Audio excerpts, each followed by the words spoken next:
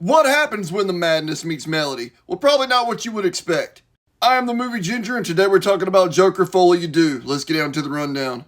The movie picks up after the first one as we see Arthur awaiting trial for the murders that he committed in the first movie. The only difference is there's now musical numbers added to this film. And you have Lady Gaga playing Harley Quinn, or her interpretation of it. First point right out the gate, this is not a Joker movie. This should not have been marketed as a sequel to the Joker because this movie isn't about the Joker, it's about Arthur. And I think by adding these musical numbers and making this a musical, it really alienated a lot of the fan base from the first movie, and it's totally understandable. But I actually enjoyed this film. Yes, you heard me right, I actually enjoyed it, and here's why.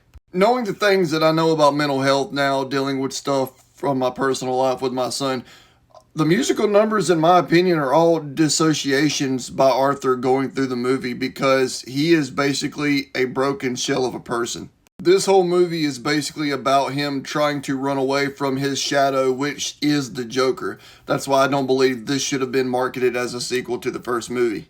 Arthur was never cared about or wanted by anybody in his life, even his mom. And it wasn't until that he adopted this Joker persona that people actually cared about him for the first time. But it wasn't enough because we see in this movie that this is not him and he doesn't want to put up this facade any longer because he's tired. Hell, his Harley Quinn only cared about the fantasy. Whenever he disavowed the Joker, she didn't want anything else to do with him. So basically she became just like everybody else, letting him down and casting him out like a piece of garbage. If I could use words to describe this movie, I would probably say tragically beautiful. I mean, honestly, it's one big tragedy. I mean, this movie went a complete different direction and put a lot of commentary on mental health here, and really was one big F you to the fans of the original. So for anybody that hasn't watched this movie yet, that is going to, don't watch it like you watched the first one. This movie is completely different and should have never been marketed as a sequel to the Joker because it's completely different. So if you're expecting the gritty realism of the first film, you'll probably be left scratching your head here because you don't get none of that.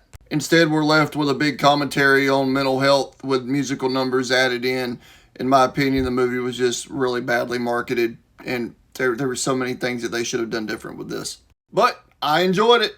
I have no qualms about it. I watched the movie. I dug it a lot. I thought it was different. It is what it is. Y'all have a good one.